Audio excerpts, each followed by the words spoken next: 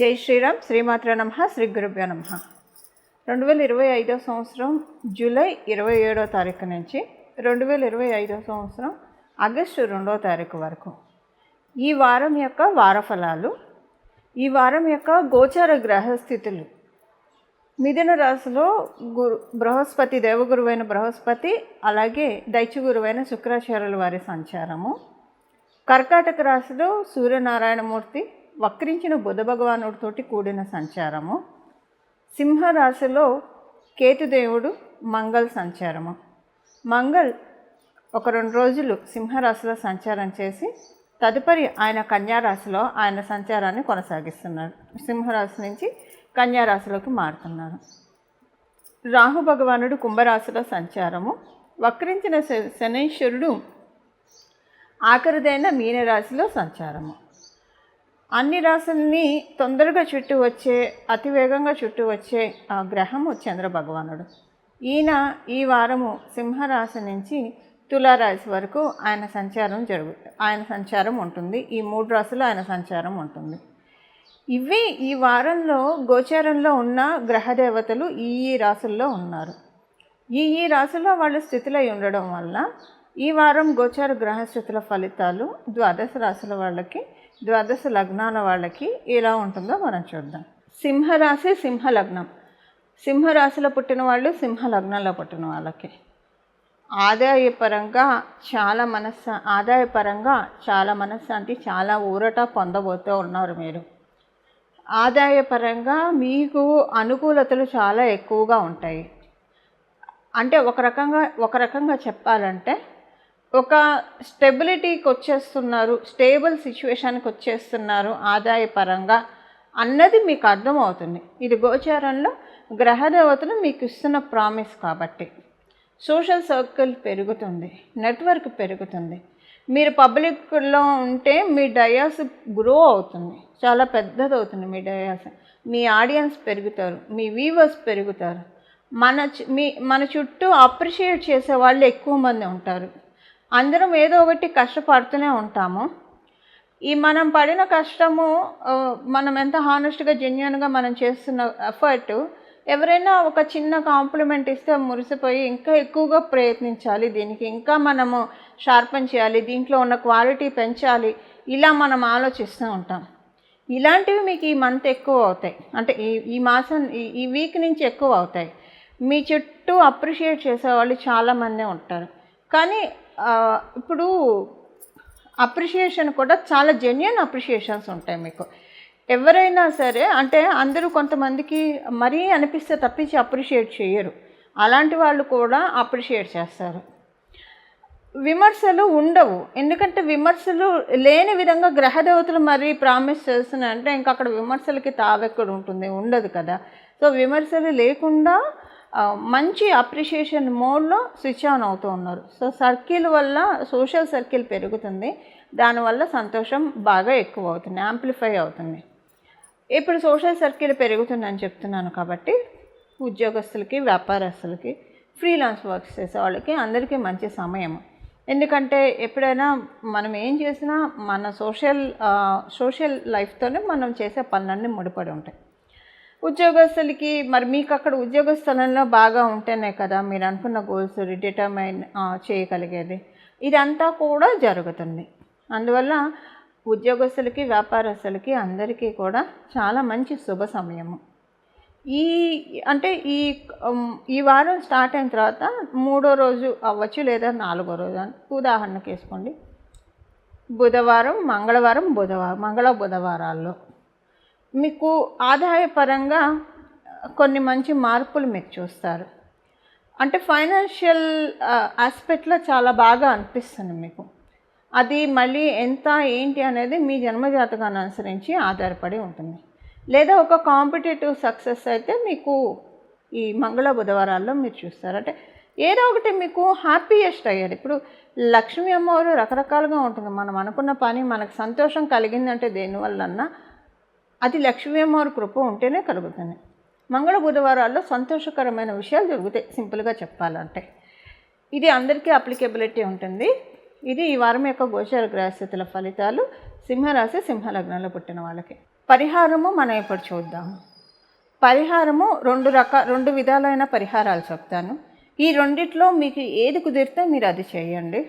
2 చేస్తామంటే మహాభేషుకు చక్కగా ఉంటుంది. మొదటి పరిహారం ఏంటంటే, యాక్చువల్గా ఇక్కడి నుంచి ఈ వారం మొదలుకొని ఒక 41 రోజులు లేదా తుదకి 21 రోజులైనా సరే, ఏకవింశతి రోజులు అయినా దినాలైనా కావచ్చు, లేదా మండలం 41 రోజులు, మీ ఓపిక. ప్రతిరోజు సాయంత్రం పూట ఏదన్నా దేవాలయాన్ని సందర్శించండి.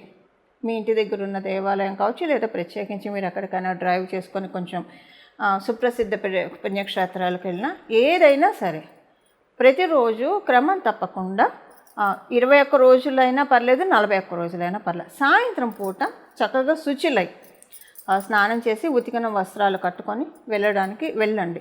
ఇది చాలా మంచిది. ఇప్పుడు ఒకవేళ కొంతమంది ఇంట్లోనే ఉంటారు, ఎవరిని తగలము, మన ఇంట్లోనే ఉంటే ఎవరిని ముట్టుకోము, కాబట్టి అప్పుడు మీరు కాళ్ళు చేతులు, కొంతమందికి 2వ పూట స్నానం చేస్తే సైనసైటిస్ ఇలా ప్రాబ్లం ఉన్న వాళ్ళకి పడకపోవచ్చు. అప్పుడు మీరు ఉతికిన వస్త్రాలు ధరించి కాళ్ళు చేతులు మొహం కడుక్కొని ఇంట్లో ఉన్న పని అయితే మీరు వెళ్ళవచ్చు. సో ఇప్పుడు అంటే అందరికీ ఓపిక ఉండకపోవచ్చు ప్రతిరోజు గుడికి వెళ్ళాలంటే, కొంతమందికి కుదరదు, ఎందుకంటే ఆఫీసులకి వెళ్తారు, మరి కుదరాలి కదా, వాళ్ళకి టైమ్స్ అడ్జస్ట్ అవ్వవు. అలాంటప్పుడు ఏం చేస్తారంటే, మీకు కుదరదు అని అనుకుంటే కనుక ప్రతిరోజు సూర్యాస్త సమయము, ప్రదోష సమయం అని అంటాం. ఈ సమయంలో ఏవి తినకండి. సహజంగా కొంచెం ఆ టైంలో ఏవో స్నాక్స్ అవి తినే అలవాటు ఉంటుంది చాలామందికి. 21 రోజులు 41 రోజులు మీరు కావాలంటే బిఫోర్ 4:30 లోపల తినేసేయండి, లేదా 7 తర్వాత తినండి. ఈ పర్టికులర్ టైం ప్రదోష వేళ తినకండి. అంటే సూర్యాస్తమయం సమయాన్ని మనం ప్రదోష వేళగా వ్యవహరిస్తాం. ప్రదోష వేళ ఏమీ తినకూడదు. ఇది మీకు రూల్. అంటే ఎవరైనా తినకూడదు, గుడికి వెళ్ళే వాళ్ళు కూడా తినకూడదు సూర్యాస్తమయం సమయంలో.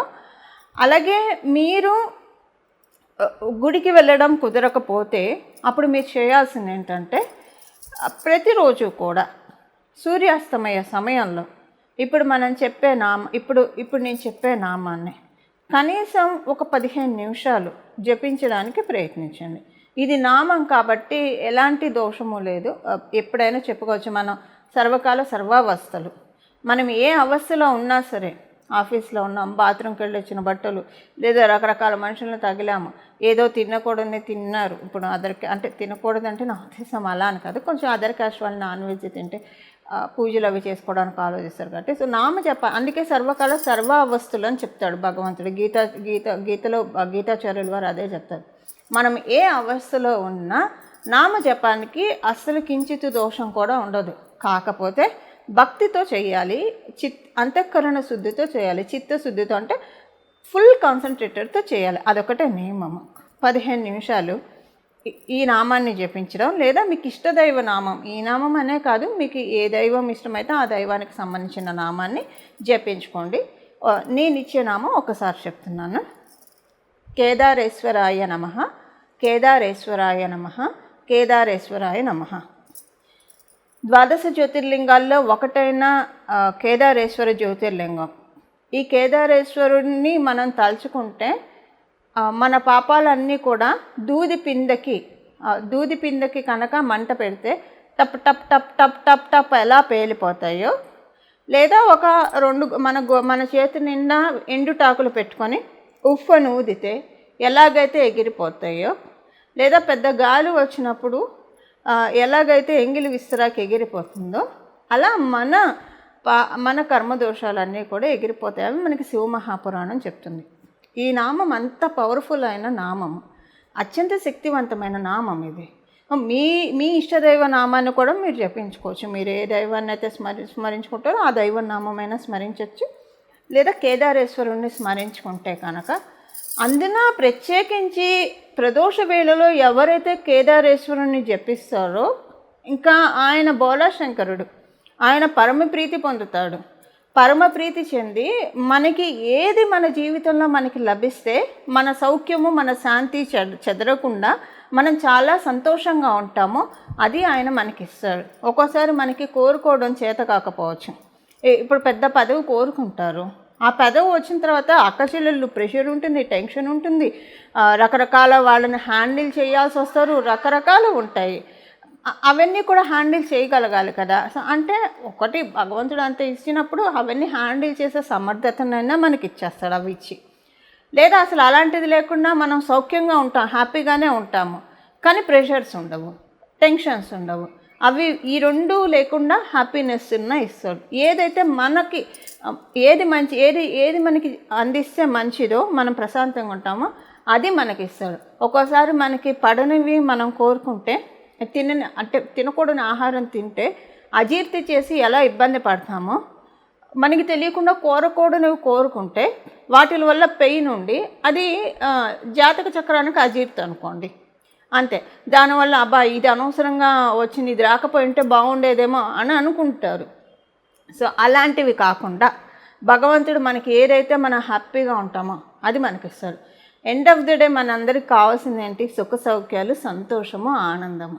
ఇది ఖచ్చితంగా ఎక్స్పీరియన్స్ అవుతారు. ఈ 6 నెలల్లో మంచి ప్రామిస్ అయితే గ్రహదేవతలు త్రో చేస్తున్నాయి. దానికి ఈ పరిహారం చేసుకుంటే ఇంకా మనం ఒక బలాన్ని, ఇప్పుడు ఒక మొక్కను నాటినప్పుడు ప్రతిరోజు నీళ్లు పోసి దాన్ని చక్కగా పోషణ చేస్తూ ఉంటే అది వటవృక్షం అవుతుంది. మనకున్న యోగం, ఇప్పుడు గ్రహదేవతలు ఇచ్చే యోగాన్ని వటవృక్షం చేసుకోవాలా వద్దా? అలా చేసుకోవడానికి ఈ నామం ప్రదోష వేళ చక్కగా సహకరిస్తుంది. లేదా మీ ఇష్టదైవ నామం అయినా మీరు జపించుకోవచ్చు.